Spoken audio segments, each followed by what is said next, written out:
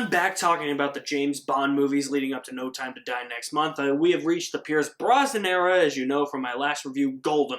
And GoldenEye is a movie that I grew up with. It actually had a game that I grew up playing, and all around the movie GoldenEye is just awesome. And the next one was released in 1997, and that is Tomorrow Never Dies.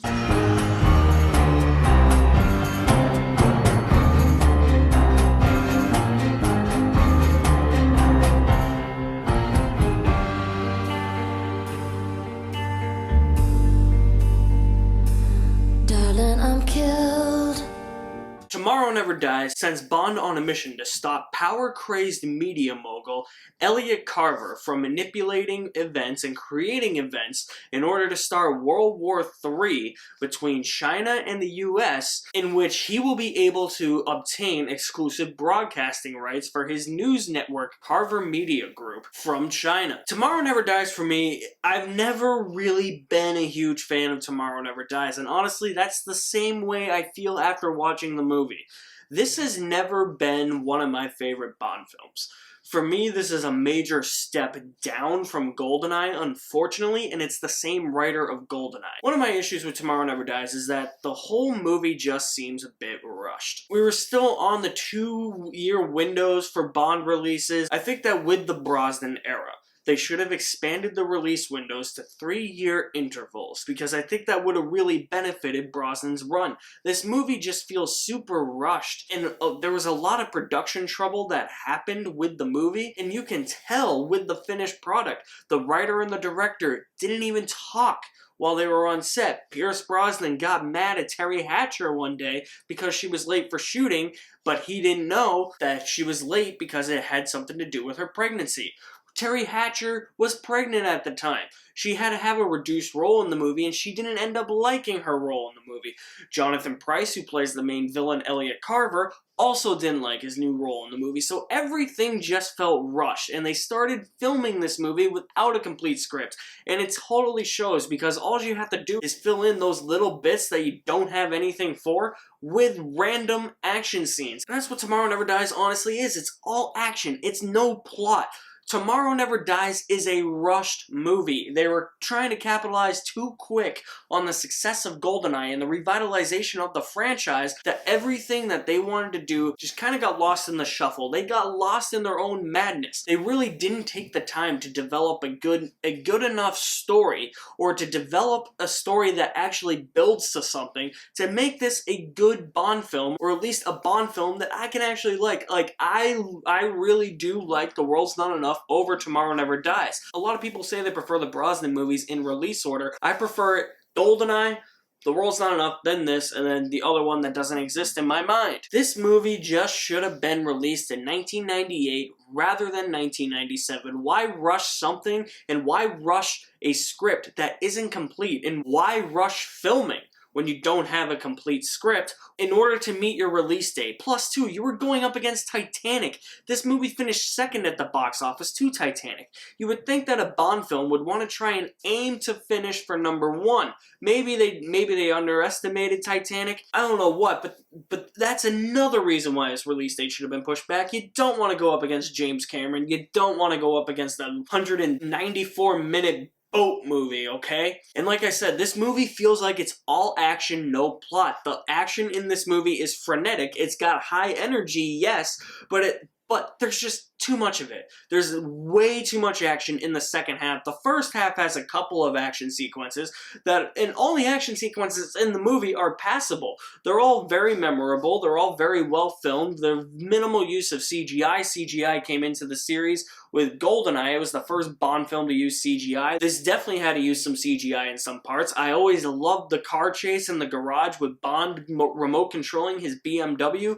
That's a great scene. But in the second half of the movie, especially, there's just way too much action, and there's way too much action throughout this entire runtime. It's an hour and 59 minutes, and I would say about a good, hour and 20 is all action scenes. We don't really learn that much about the plot. We don't have a good background of the characters. We don't learn that much about the characters. Honestly, it's because that script wasn't finished, and all they had to do was fill all of that stuff in with these crazy action sequences. Another problem that I have with the action sequences in this this movie is that these action sequences just feel like they come out of nowhere. There's no real build to them. There's no real suspense. There's no real tension to these action sequences. They just kind of come and go like they're nothing. What made the action sequences in GoldenEye so great? It was the fact that Bond had to make a split-second decision. And most of those decisions really relied on his expertise in the field and whether or not he felt that the situation deemed it was right to kill all those soldiers in the archives in order to try and help him and Natalia escape. Ourumov captured Natalia.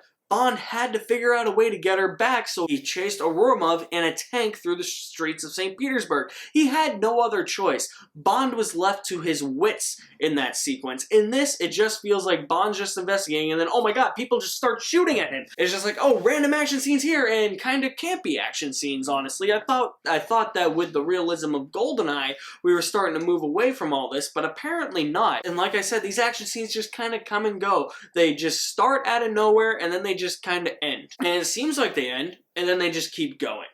One action scene in particular, I think, is staged fairly well, and that is the bike chase when Bond and Wei Lin are being chased on the motorcycle. What? Very good.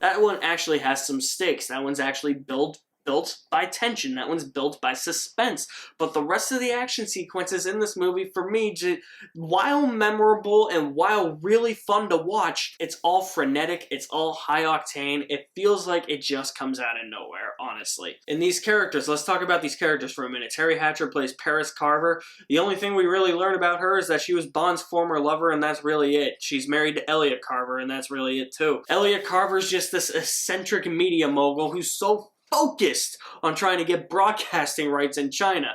Although I do love Jonathan Pryce's one-note performance. It's really one-note. It's a very sarcastic performance, you know. It's meant to be one-note, so I'm fine with that. It's meant to be that kind of douchey power leader. I'm fine with it. Really nothing else to Elliot Carver. He's just this power-mad media mogul, and we don't learn all that much about him. We don't learn all that much about his wife, Paris.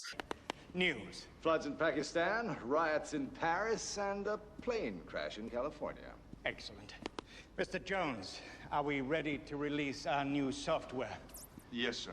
As requested, it's full of bugs, which means people will be forced to upgrade for years. Outstanding. As much as I love Dr. Kaufman as a henchman, he just shows up for one scene. Really, we don't hear about this guy, but he has a great monologue. Particularly good at the celebrity overdose, which is a really great scene. You learn a lot about him in that scene, but we haven't heard about him before that. So, who is he? I really don't get that. I do like Dr. Kaufman, though. His one scene is great. I just needed something that showed me who he was beforehand. It won't look like a suicide if you shoot me from over there. I am a professor of forensic medicine. Believe me, Mr. Bond, I could shoot you from Stuttgart and still create the proper effect. My art is in great demand, Mr. Bond. I go all over the world. I am especially good at the celebrity overdose. But now I'm afraid, Mr. Bond, that our little... Stumper! Biggest issue, though, with Tomorrow Never Dies is its lack of mysticism and lack of intrigue. I feel like Bond's investigation into Elliot Carver, the stakes just feel very low. And that's because right after the opening credits, which the opening song by Sheryl Crow is not that great, by the way. It's one of those things where I can't understand what the hell she's saying. Can you listen to this? Until the day.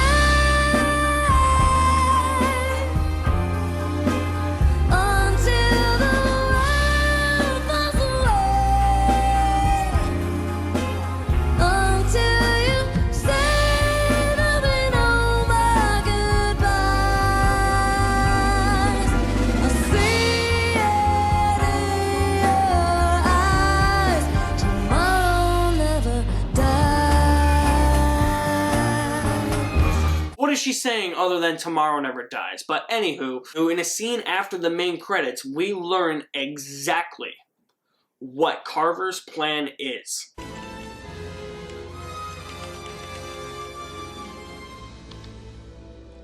Mr. Stamper, I'm having fun with my headlines. I need to know the exact number of survivors. Now, I'm late for a meeting. Make sure you use the right kind of ammunition. All the previous Bond films really built up to what the main villain was going to do, what his or her big scheme was. This just puts him right out in the open right away. That just leaves you with an empty feeling inside, just knowing what Elliot Carver wants to do right away. The movie just lacks a sense of mysticism, it lacks a sense of intrigue, and therefore I'm not really all that interested in Elliot Carver's plan, despite how much it spoke to the world in that time, and despite how relevant it still is to today's society, and I'll get into that in a little bit. The stakes in this movie just feel so low because everything's revealed right away without giving us a chance to have Bond investigate Carver beforehand and slowly learning about Elliot Carver's plan, about how he wants to get those broadcasting rights. That is revealed right away. It is so obvious what he wants to do in this movie. And because of that, this movie kind of just lacks a soul. They really don't expand on that at all. It's really just, I just want this. And that's going to be the rest of the movie. And that's really all it is. We also got to talk about the puns, because the puns in this movie, I'm not a huge fan of the puns. There's some that I think are good, like this one.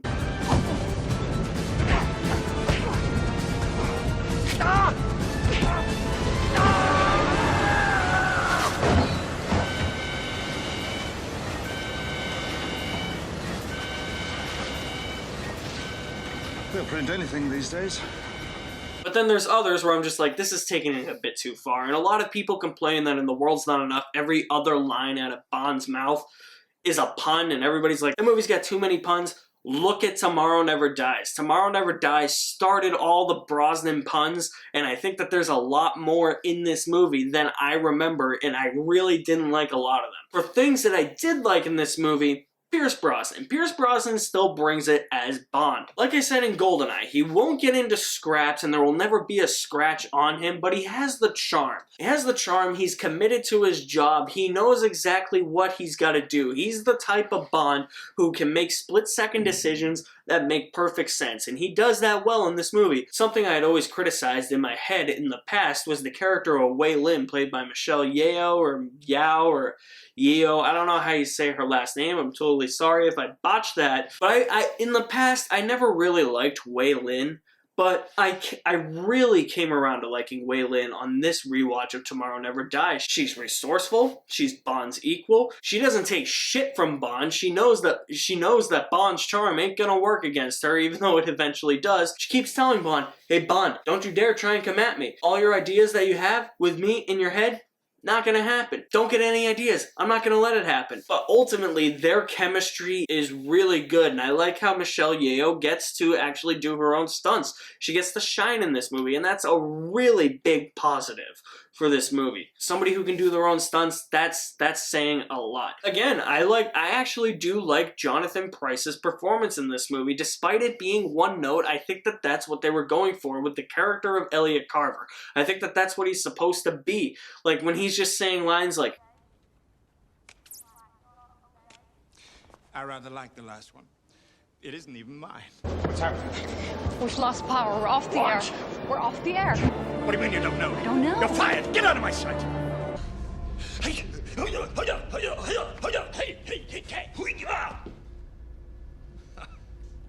Pathetic. it's actually some really good stuff, and I think it just kind of gives him a little bit of restraint portraying a media mogul instead of letting himself lash out like, say, like a Nicolas Cage type media mogul. It actually works really well despite being a bit one note and kind of emphasizing everything and saying everything with sarcasm. And honestly, does work. And while there's not much of a story, this actual idea of a power-crazed media mogul spoke not only volumes to the times back in 1997, but is completely relevant today. I feel like everybody in mass media is trying to get a jump on the latest story, is trying to be the first one to report the story, is trying to be the first one to get a headline, is trying to make the best headline possible. That's exactly what Elliot Carver's trying to do in this movie, while also trying trying to manipulate world events, but I mean, maybe the media today is manipulating world events. It speaks volumes to our society today. It's so crazy how a movie from 23 years ago is still relevant. It's still relevant in today's society, especially with all the political campaigns going on, especially with things like the coronavirus. And you look at things in like entertainment, like, oh, somebody's rumored to be circling this movie. We have it first, and then somebody else reports it and they don't even credit the first person who had it. They say that they're the first ones. Like, I know on Twitter, a lot of the baseball writers, when they report free agent signings, they don't really give credit to the person who reported it first. They try and act like they reported it first. They try and come up with their own headlines. They try and write their own articles. It's as if they are the ones who are the only ones reporting it and the first ones to report it. They're just like, screw everybody else. Exactly what this movie is. And I think that this movie actually, despite me not liking it all that much, will be timeless because of all that. It speaks volumes to 1997, it speaks volumes to today, and I think it's still going to be relevant within the next 10 to 15 years, maybe even beyond that. So while I do find some things to like in Tomorrow Never Dies, there's quite a bit that I don't like, and it's never really been a favorite of mine, even when I was little. I never saw this movie in its entirety when I was little. This is the one that I watched last in its entirety of the Pierce Brosnan movies. It's the one Pierce Brosnan movie that I don't know that much, but I do know enough, and it's fresh in my mind, where some of the things that I didn't like before, I do like now, but I found a lot more on this rewatch that I didn't like in previous watches of Tomorrow Never Dies, and I didn't even like Tomorrow Never Dies all that much, and I still really don't. This isn't even really middle of the pack. It's towards the bottom, I would say. It's not one of my favorite Bond films, but I mean, there is some good in it. I mean, if you like the frenetic action, it will keep you entertained, although I do feel as if the action sequences in this movie not only overtake the plot, but they end up feeling a bit tedious at some points, and and I found myself on this rewatch, by the time Bond fights Stamper, who is a great henchman, by the way, I love Stamper, after he kills Elliot Carver, and Bond has this awesome line. You forgot the first rule of mass media, Elliot! Give the people what they want!